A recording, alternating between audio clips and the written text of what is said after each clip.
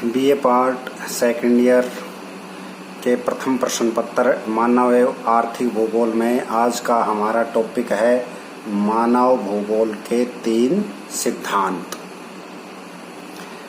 मानव भूगोल में 3 मूलभूत सिद्धांत हैं जिनकी आज हम चर्चा करेंगे। विभिन्न तत्वों के आपसी संबंध एवं उनमें समायोजन के अध्ययन हेतु मानव भूगोल में 3 सिद्धांतों पर अधिक बल दिया गया है। ये 3 सिद्धांत इस प्रकार से हैं। सबसे पहला है क्रियाशीलता का सिद्धांत, दूसरा है पार्थिव एकता का सिद्धांत और तीसरा है वातावरण समायोजन का सिद्धांत। आज हम क्रियाशीलता के सिद्धांत पर चर्चा करेंगे। क्रियाशीलता का सिद्धांत क्या है? क्रियाशीलता का सिद्धांत मनुष्य के चारों ओर विद्यमान भौतिक एवं सांस्कृतिक वातावरण के सभी फैक्ट्स क्या होते हैं? परिवर्तनशील होते हैं। यानी हमारे आसपास का जो भी भौतिक और सांस्कृतिक वातावरण है वो क्या है? परिवर्तनशील है। प्रत्येक कारक में प्रति क्षण यानी हमेशा हर पल कुछ ना कुछ क्या होता रहता है, या तो अंतर आता है या परिवर्तन होता रहता है। परिवर्तन प्रकृति का नियम है। प्रकृति में परिवर्तन के लिए अनेक कारक उत्तरदायी होते हैं जिनमें कुछ निम्न प्रकार से हैं। यानी परिवर्तन के लिए क्या कुछ कारक क्या होते हैं? उत्तरदायी होते हैं और ये कारक इस प्रकार है। सबसे पहला कारक है भौतिक शक्तियाँ, दूसरा कारक है जैविक शक्तियाँ और तीसरा कारक है मानव शक्तियाँ। भौतिक शक्तियों में विभिन्न प्रकार के कारक होते हैं। पहला है पृथ्वी के ग्रहीय संबंध, यानी ग्रहों से पृथ्वी के जो अन्य ग्रहों से संबंध हैं वो। दूसरा है पृथ्वी की आंतरिक शक्तियाँ जैसे ज्वालामुखी है, भूकंप है आदि। तीसरा है सौर शक्ति यानी सूर्य से जो हमें सूर्य ताप मिलता है उसकी। और चौथा है पृथ्वी के द्वारा जो गुरुत्वाकर्षण बल लगता है उसकी शक्तियाँ। ये सभी क्या हैं? भौतिक शक्तियाँ हैं जो पृथ्वी पर या प्रकृति में क्या करती हैं? परिवर्तन करती हैं। सबसे पहले भौतिक या प्राकृतिक शक्तियाँ स्थलीय रूप में स्थिर, यानी बिल्कुल स्थिर जो अपने को प्रतीत हो रहा है, ऐसा लग रहा है कि ये क्या है? स्थिर है, लेकिन वास्तव में ये क्या है? जो पृथ्वी तल है स्थिर नहीं है। ये निरंतर क्या होता रहता है? परिवर्तनशील होता रहता है, जिसे क्या करती हैं? आंतरिक जो शक्तियां हैं विषम बनाती हैं तथा बाह्य जो शक्तियां हैं, आंतरिक शक्तियां जैसे भूकंप हैं, ज्वालामुखी, ये क्या करती हैं? पृथ्वी तल को विषम भूआकृति में चेंज करती हैं। और जो बाह्य शक्तियां हैं यानी अपर्दन और जो अपक्ष है, जिसे हम सम्मिलित रूप से क्या कहते हैं? अनाच्छादन कहते हैं, इसे क्या करते हैं? समतल बनाने में हमेशा सक्रिय रहता है। ये हमने फर्स्ट ईयर के अंदर भौतिक भूगोल में ये अनाच्छादन की और जो आंतरिक बल हैं और बाह्य बल हैं उनमें अध्ययन किया था। इन भौतिक शक्तियों में सबसे पहला जो कारक है वो क्या है? होता है पृथ्वी के ग्रह यानी प्लेनेट से संबंधित संबंध। सौर परिवार के 8 ग्रहों की तरह ही पृथ्वी भी क्या है? एक ग्रह है। यानी जो अन्य जैसे ग्रह हैं वैसे ही पृथ्वी भी क्या है? एक ग्रह। ये अपने चारों ओर, ये अपने अक्ष के चारों ओर क्या कर रही है? घूम रही है। साथ साथ ये क्या करती है? सूर्य के चारों तरफ भी घूमती है, जिसके कारण पृथ्वी पर दिन रात होना, ऋतु का परिवर्तन होना आदि क्रियाएं होती है। इन्हीं गृह संबंधों के कारण पृथ्वी पर पवन पेटी,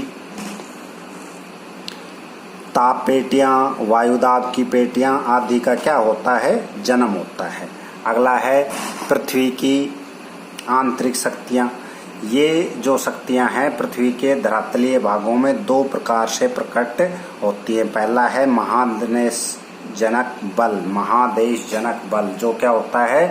धीरे धीरे कई वर्षों में प्रकट होता है, जैसे पर्वतों का निर्माण, किसी स्थल भाग का ऊपर उठना या नीचे धंसना, ये क्रियाएं क्या होती हैं, धीरे धीरे कार्य करती हैं। इसका परिणाम हजारों लाखों वर्षों बाद प्रकट होता है। दूसरे प्रकार की जो आंतरिक शक्तियां होती हैं वो क्या होती हैं, आकस्मिक होती हैं, यानी तुरंत उनका अपने को परिणाम पता लग जाता है और अचानक से क्या होती है, ये प्रकट होती है।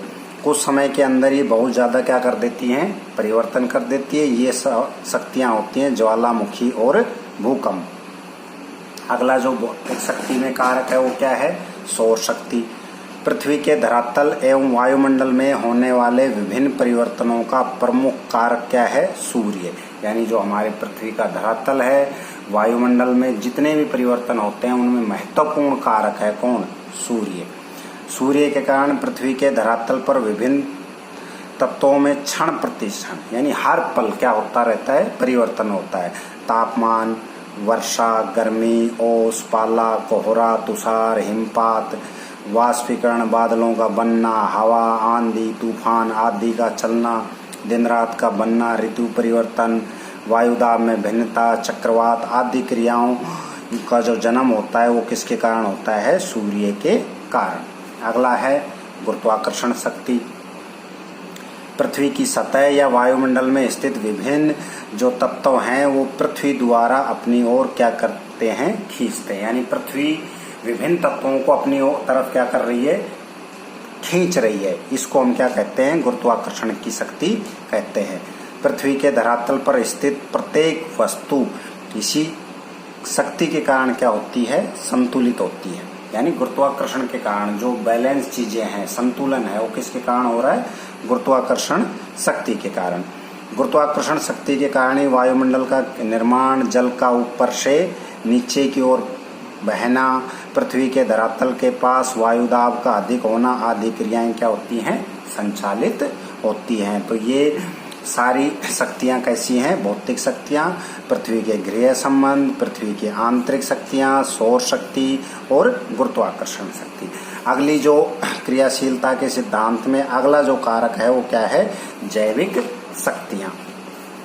जैविक शक्तियां अन्य कारकों के समान ही पेड़ पौधे और जीव जंतु भी पृथ्वी के धरातलीय भाग पर कई प्रकार की क्या करते हैं, क्रियाओं का संचालन करते हैं। पेड़ पौधे क्या करते हैं, अपक्षय की क्रिया करते हैं, अपर्दन की क्रिया करते हैं।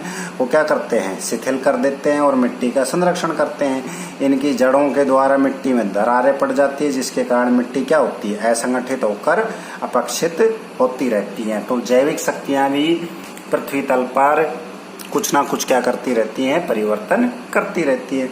अगला जो कारक है वो क्या है, मानव शक्ति। यानी मनुष्य क्या है, स्वयं एक सक्रिय भौगोलिक कारक जो हमेशा क्या करता है, विभिन्न क्रियाओं द्वारा प्राकृतिक वातावरण को परिवर्तित और सांस्कृतिक वातावरण का क्या करता है, निर्माण करता रहता है। तो ये कारक थे। मानव भूगोल का जो 3 सिद्धांत हैं उनमें प्रथम जो सिद्धांत था क्रियाशीलता का सिद्धांत, उसके कारक भौतिक, जैविक और मानव। भौतिक में पृथ्वी के गृह संबंध, पृथ्वी की आंतरिक शक्तियां, सौर शक्ति और गुरुत्वाकर्षण शक्तियां। तो ये पहला सिद्धांत हमारा क्या हुआ, समाप्त हुआ। अगली क्लास में पार्थिव एकता का सिद्धांत पढ़ेंगे। ओके।